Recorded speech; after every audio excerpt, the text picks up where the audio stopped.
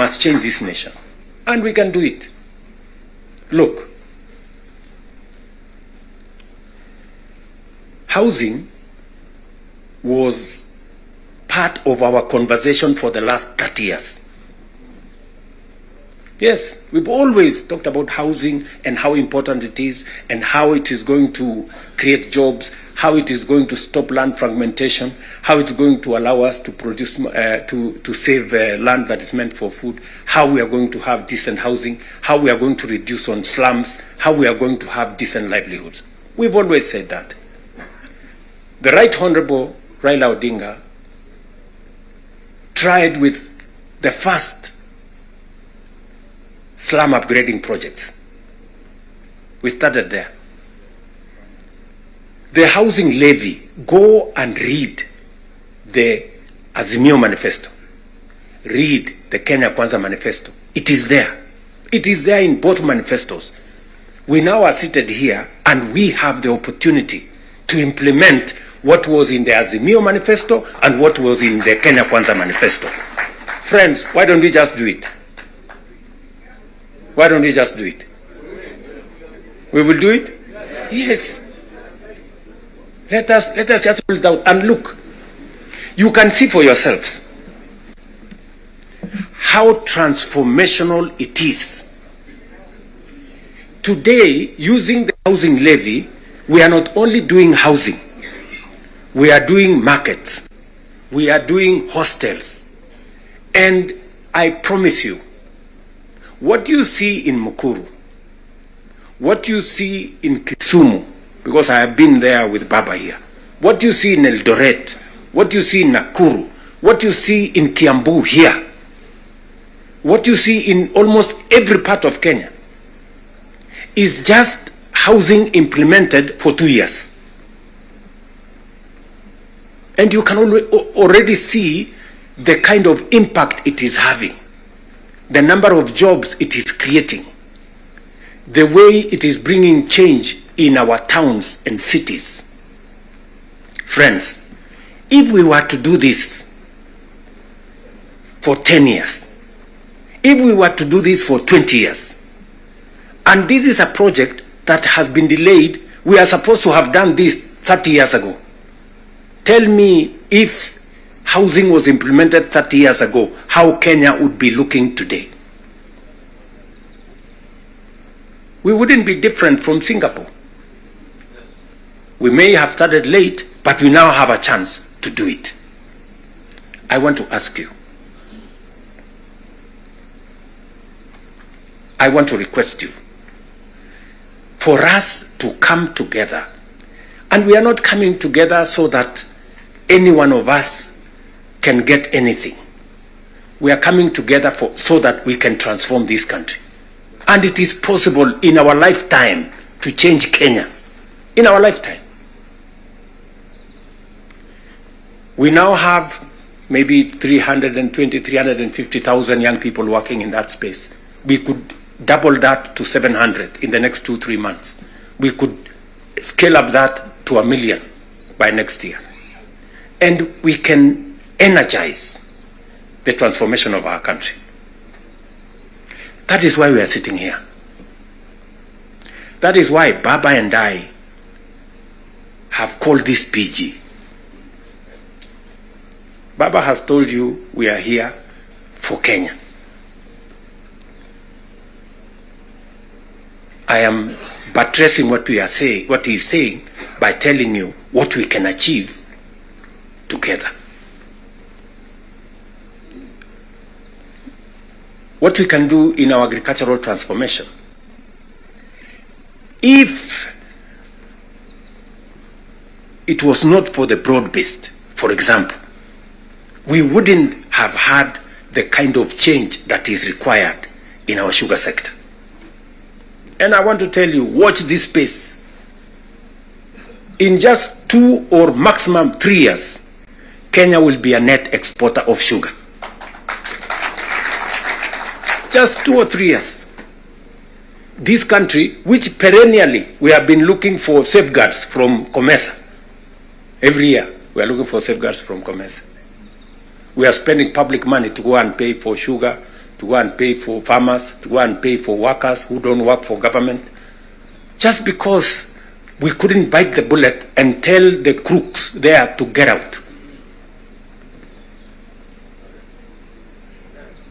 Now we have told them to leave. And I want to promise you, I want you to hold me to it. We are going to change the sugar sector. We are going to change the coffee sector. You have already seen what is going on in coffee. There is still a little bit of pushback, but we will deal with it.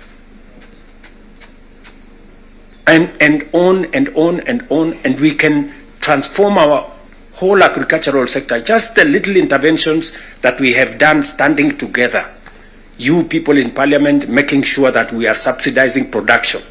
And I must commend, Parliament has always provided money for us to support the production of the country, either through fertilizer or seeds or other interventions when we have brought it to Parliament. So you're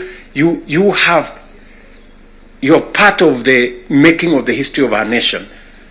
Just imagine we have reduced the imports of maize, for example, by 70%.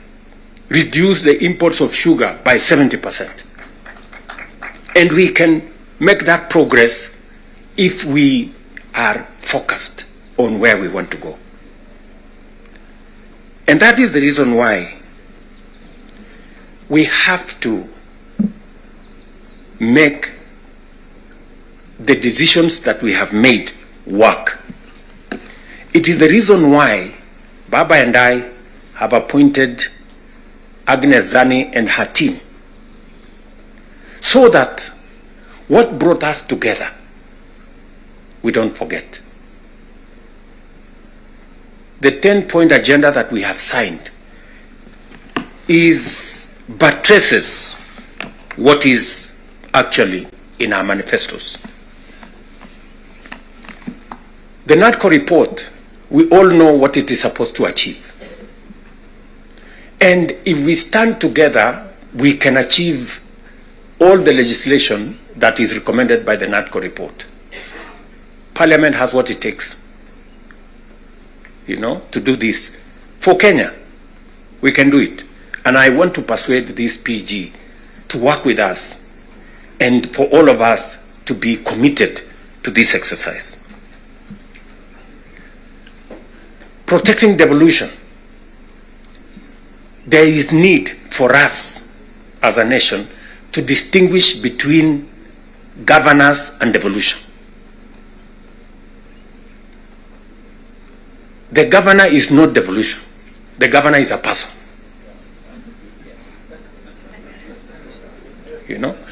Devolution is about the people. It is not about the governor. And we can deal with the governor without disrupting devolution, if there is need to. But what is sacrosanct, what is constitutional, is that we must get local people, development, to be at a local level as much as is practically possible. I agree with the Right Honorable Raila Odinga, because I was in Parliament when NGCDF was passed. And the principle was right, because there wasn't any meaningful resources getting to the grassroots. And the big push for devolution in the constitution-making process was three principles: making sure that resources get to the grassroots, making sure that there is representation at the grassroots, and making sure that accountability is also at the grassroots. So we need a conversation. There are legitimate concerns on how resources are being spent at the counties. There is. We cannot also run away. There is legitimate concern. Let me ask, for example, the latest Sokohuru in the Senate.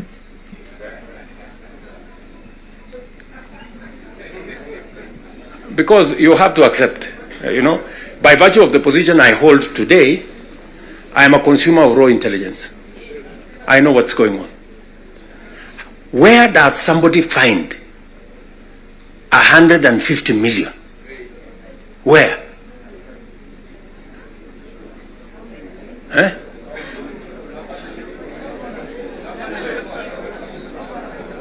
Is that his money? That is money that belongs to the county. Yes. Is that correct or not correct? Yes. Let me ask you, members of parliament who are seated here.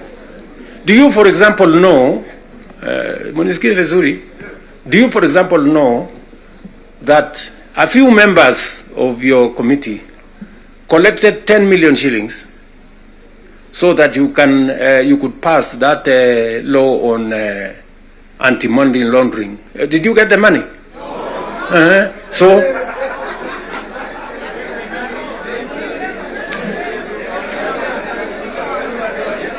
So, going forward, si tunataka tukubaliane, si we are one team. Yes, there are people who are destroying the credibility of parliament. And they are collecting money in the name of parliament. And some of the time, or most of the time, that money never gets to parliament, it gets to a few people. We are not going to shame them. We are going to arrest them. Yes.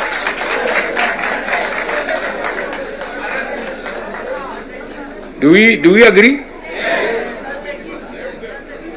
Do we agree? Yes. Whoever is giving and whoever is being given and whoever is doing whatever it is, we sort them out. Because the reality, friends, the reality is that there is a problem. And we all know here, tukitaka tukusema ukweli, there is a problem. And unless we sort it out, we are going to destroy our nation. We are going to destroy this nation unless we sort it out.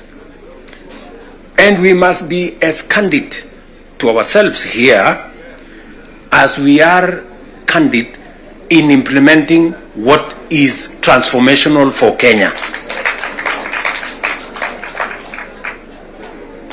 Tunaelewana? Now,